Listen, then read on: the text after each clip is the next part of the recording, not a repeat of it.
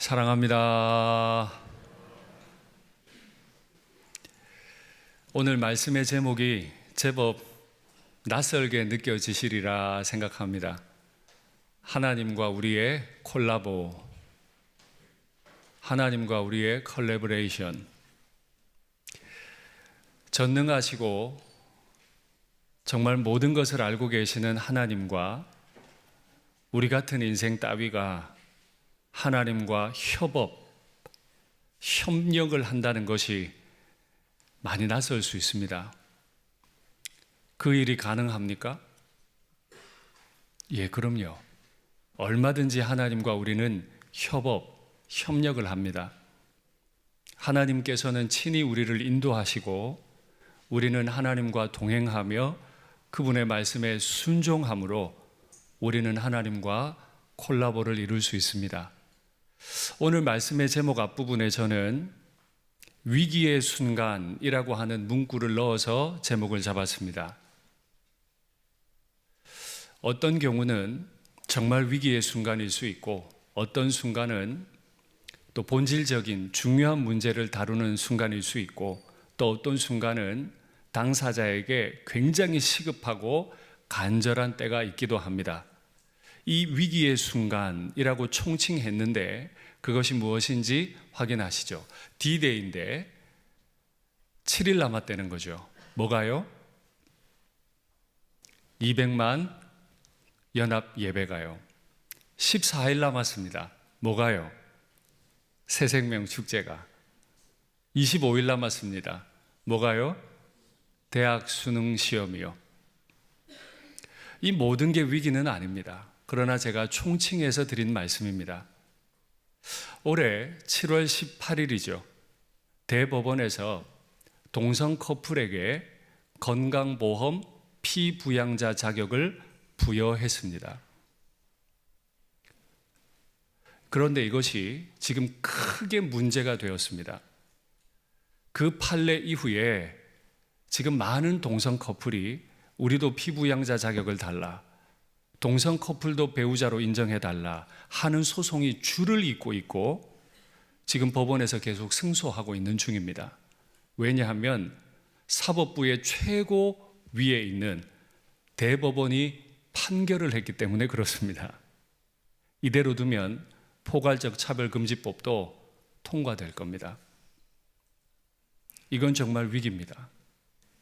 하나님의 법으로도 창조 질서에도 맞지 않고 대한민국 헌법에도 맞지 않는 일을 사법부가 함으로 입법부의 권위를 침해했습니다. 그러면 우리나라 헌법에 어떻게 되어 있는지 볼까요? 혼인과 가족 생활은 개인의 존엄성과 양성의 평등을 기초로 성립되고 유지되어야 하며 국가는 이를 보장한다. 양성의 평등 가운데 가정은 서는 겁니다. 양성이 부부가 되는 겁니다. 남성과 여성이 부부가 될 때 국가는 이걸 보장한다고 되어 있어요. 그런데 대법원이 입법부의 권위를 침해해서 동성에게도 피부양자 자격을 줘버린 겁니다. 그래서 지금 헌법재판소에 권한쟁의 심판이 제출되어서 계속 진행 중에 있습니다. 이건 분명 하나님의 법으로 보나 세상 법으로 보나 위기가 분명합니다. 동성 커플이 주례를 부탁해도 이제 거절할 수 없고 종교의 영역에서 차별을 하면 안 되니까 포괄적 차별금지법이 통과되면 신천지가 등록해도 다 받아야 하고 신천지가 원하면 여러분들은 그분들과 함께 소그룹도 다 해야 됩니다. 이게 맞습니까? 아니잖아요. 그런데 지금 승소해 가고 있어요. 위기입니다. 이때 하나님과 우리는 콜라보 할 수 있습니다. 11월 3일이 되면 새생명 축제를 진행합니다. 마귀가 주인 노릇하고 있는 이 땅에서 사망의 저주 아래 있는 생명을 잃은 자들에게 생명을 주기 위해 우리는 새생명 축제를 하는데 마귀는 결코 가만히 있지 않을 겁니다. 하나님 기뻐하시는 일을 하려는 우리를 유혹하고 시험해서 하나 되지 못하게 해서 크게 넘어뜨릴 겁니다. 우리는 본질적인 일을 해 나가야 하기 때문에 정말 중요한 시간이라 할 수 있습니다. 수학능력 시험 당사자 자녀들 얼마나 마음이 고달프고 힘이 들까요? 그 자녀를 바라보시는 부모님들, 또 이 시험이 얼마나 중요한지 잘 알고 계신 부모님들의 마음은 얼마나 간절하고 애가 탈까요? 마귀가 주인 노릇하는 세상에 하나님이 주인이시라고 선포할 수 있는 다니엘과 에스더를 길러내야 한다는 점에서 이 수능 시험도 매우 중요한 때다 우리는 말할 수 있겠습니다. 지금 느헤미야가 처해 있는 상황도 동일합니다. 93년 전 고레스 왕의 칙령에 따라서 포로로 끌려갔던 유다 백성들은 고토로 다 돌아왔고 성전을 71년 전에 짓게 됐습니다. 93년 전에 돌아왔고 71년 전에 성전을 지었는데 여전히 문제가 하나 있습니다. 성벽이 없었어요. 그래서 성전 중심의 공동체를 만들었다고 생각했는데 성벽이 없으니까 이방인들과 섞여 살면서 하나님의 가치를 지켜내기가 많이 어려웠습니다. 성벽이라고 하는 건 생각보다 중요합니다. 우리가 집을 짓고 담장을 쌓듯 벽이라고 하는 건 굉장히 중요한 기능을 해요. 그래서 느헤미야는 당시 페르시아의 왕이었던 아닥사스다에게 허락을 받고 또 지원까지 받아서 성벽 짓는 공사를 진행하고 있었습니다. 그런데 이걸 두고 보기 싫은 존재들이 있었죠. 이방인들입니다. 마찬가지입니다. 우리가 하나님의 가치를 지키고 살아가려고 다짐할 때 이방 세력들은 언제든 우리를 무너뜨릴 겁니다. 마귀가 주인인 걸 선포하려 할 겁니다. 그래서 우리는 10월 27일에 기도의 벽을 쌓으려고 모입니다.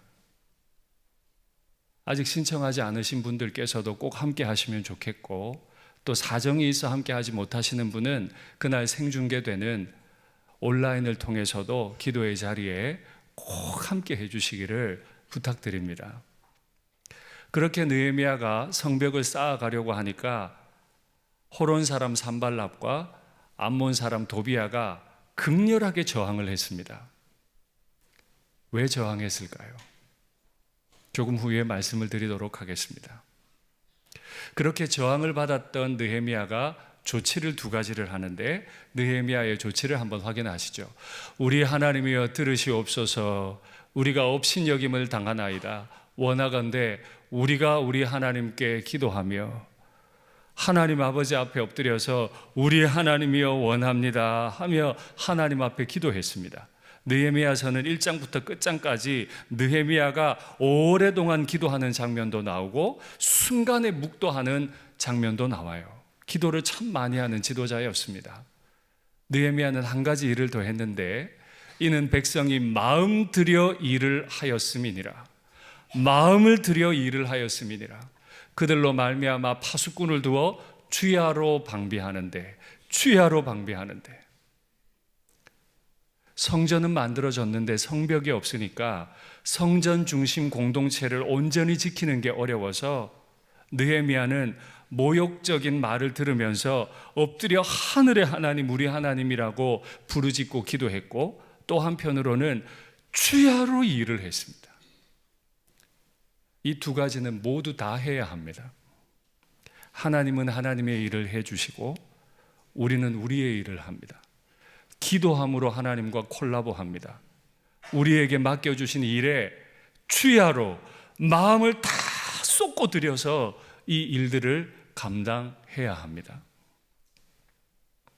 이랬더니 말씀드렸던 산발락과 도비아뿐만 아니라 아라비아 사람, 암몬 사람, 수많은 이방인들이 연합을 해서 몰려옵니다. 확인할까요? 산발락과 도비아와 아라비아 사람들과 암몬 사람들과 아수도 사람들이 예루살렘 성이 중수되었고 그 허물어진 틈이 메꾸어져 간다 함을 듣고 심히 분노했다. 왕이 허락했잖아요. 그 지역의 왕인 페르시아의 왕 아닥사스다가 성벽을 지으라고 허락했고 물질까지 다 지원해 줬는데 왜 이들은 지금 심히 분노하는 거죠? 다 함께 꾀해요. 반대자들이 막 모여서 꾀를 내요. 예루살렘으로 가서 치고 그곳을 요란하게 하자 하기로. 왜 이 이방인들은 예루살렘 성벽이 만들어질 때 이렇게 모욕하고 분노하고 모여서 꾀를 내고 흔들려 할까요? 이유는 분명합니다. 성경의 역사를 보면 하나님의 사람들이 하나님 중심, 성전 중심 공동체 만드는 건 그들이 가장 힘을 얻는 길이었습니다. 가만히 생각해 보세요. 왕이 정말 하나님을 사랑하고 왕을 중심으로 온 나라가 하나님을 사랑하고 순종할 때 그 나라가 얼마나 강력했습니까? 무기가 필요했던 게 아니에요. 정말 성전 중심의 공동체를 이루는 건 엄청난 위력을 가집니다.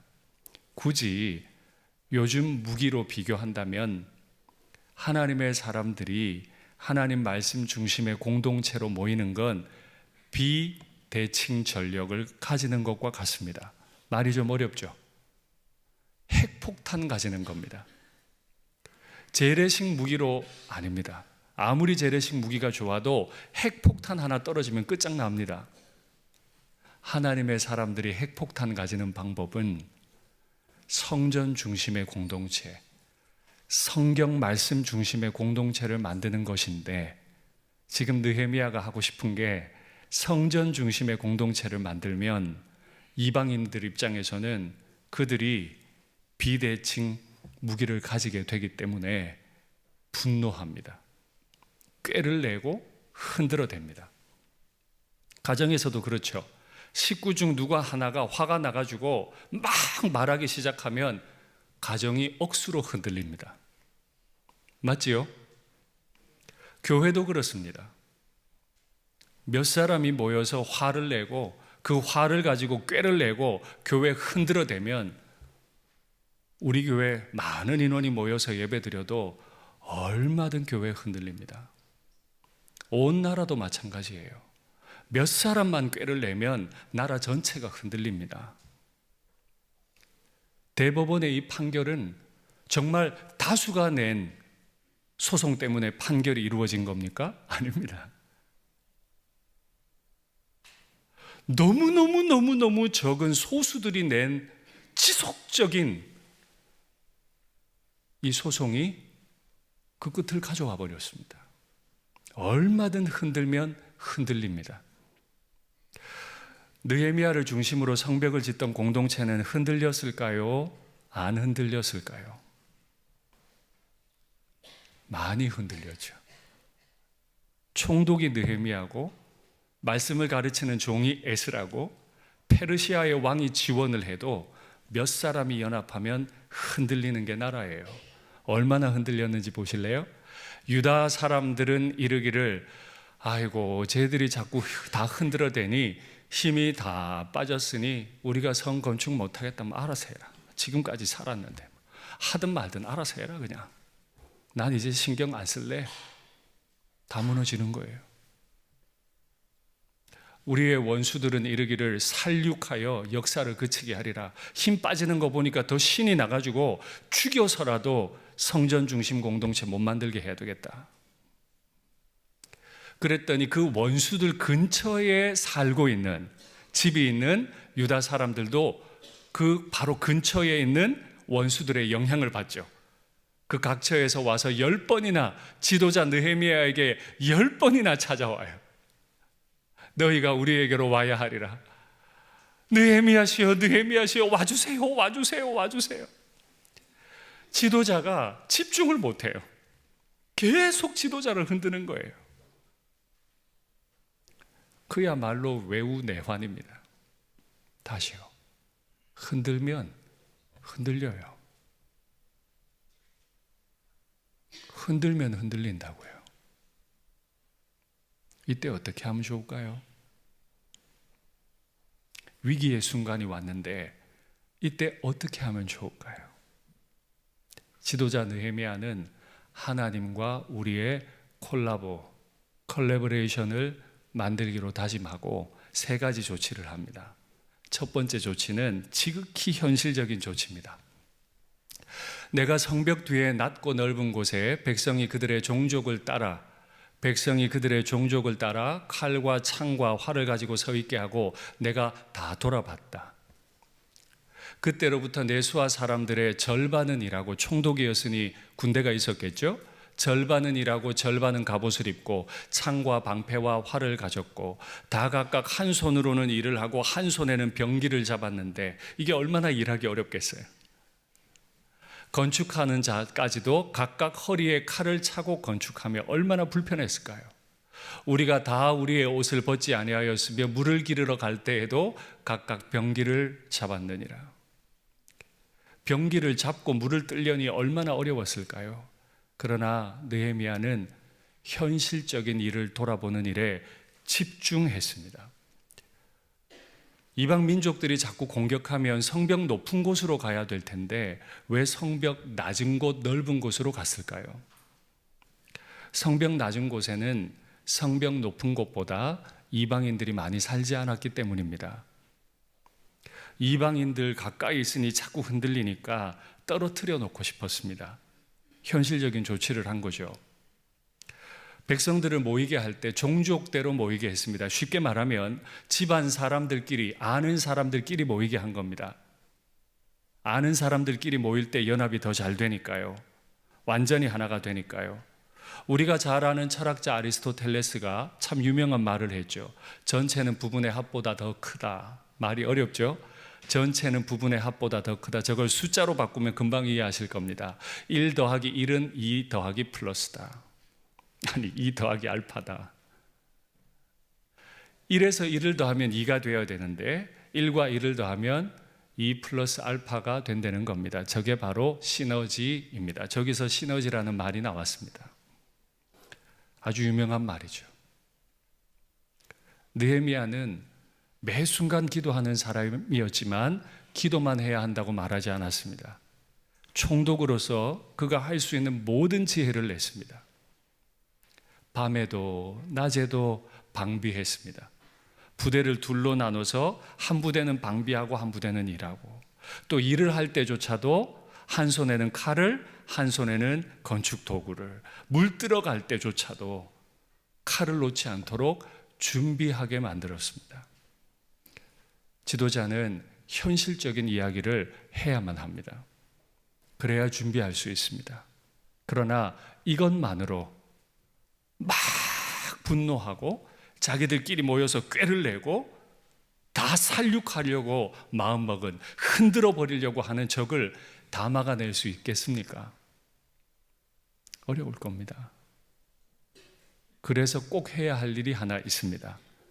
두 번째 조치인데요. 너희는 그들을 두려워하지 말고 지극히 크시고 두려우신 주를 기억하고. 백성들이 이방인들이 두려워서 이제 힘 빠져 못하겠다. 이럴 때 그들을 두려워하지 말고 진짜 두려워해야 할 분, 우리 조상들을 애굽을 심판하고 홍해를 갈라서라도 출애굽시키신 여호와 하나님, 우리를 출 바벨론 시키신 그 여호와 하나님을 기억해라.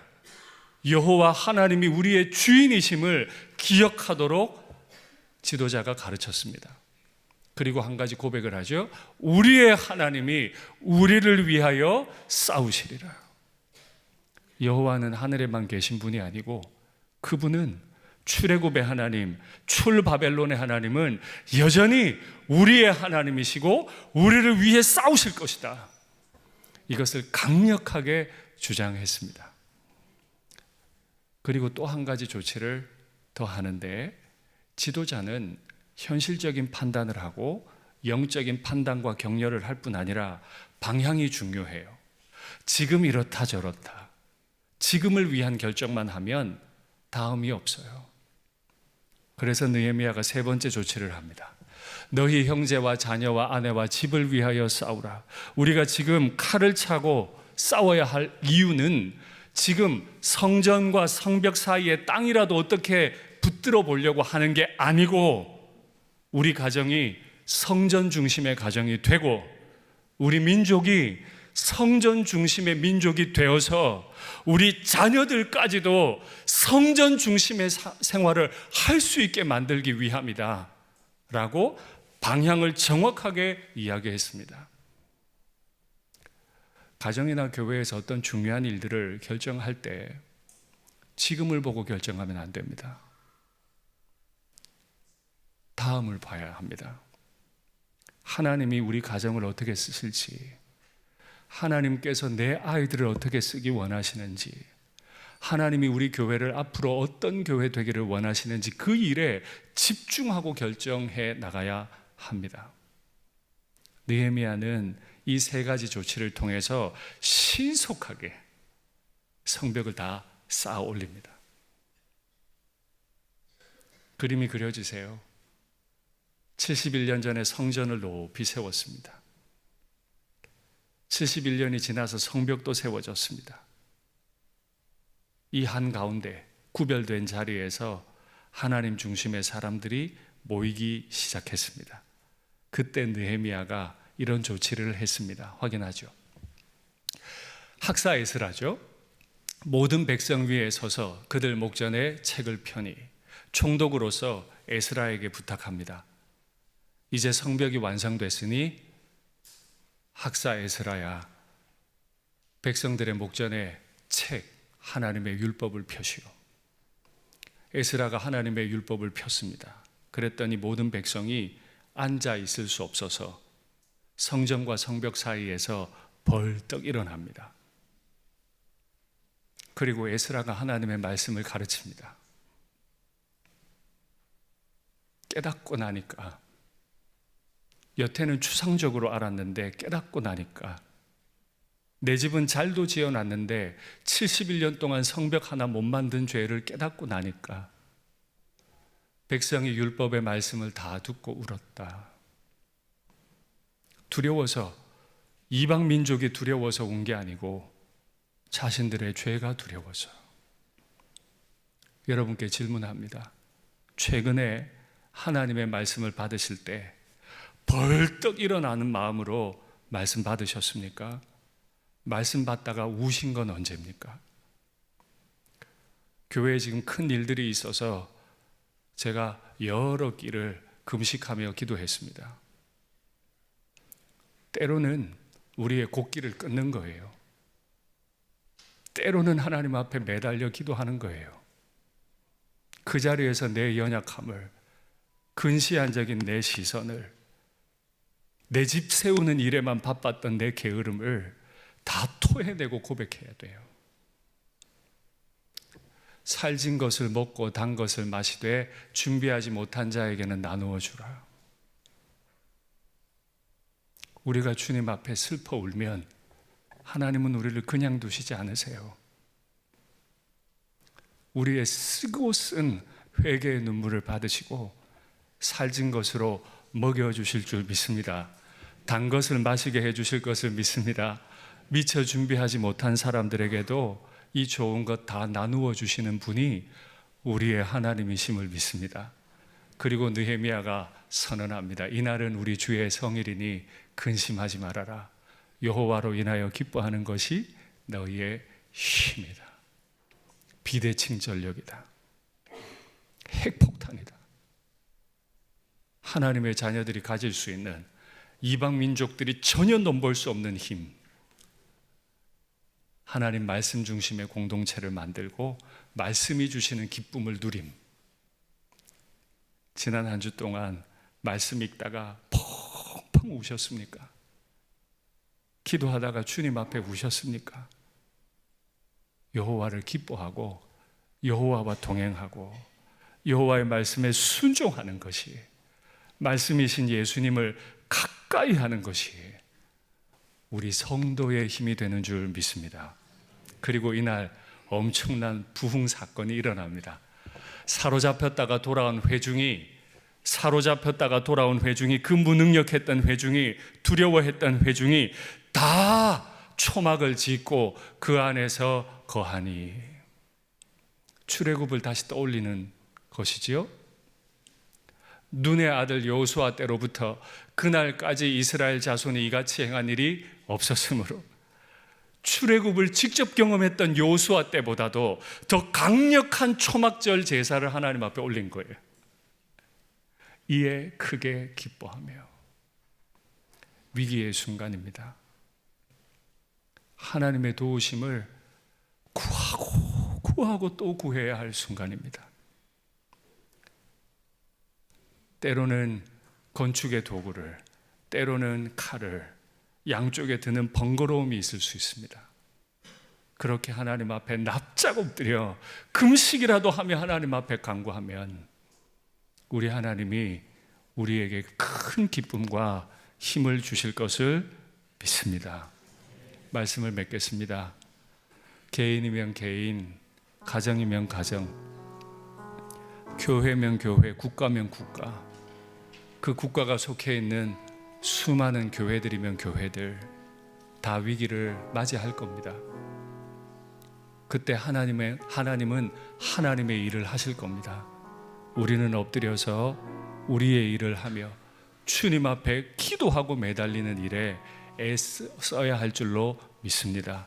그러면 1과 1이 더해지면 2 플러스가 알파가 되듯이 하나님과 우리가 더해지면 2 플러스 알파의 역사를 하나님이 이루어 주실 것을 믿습니다.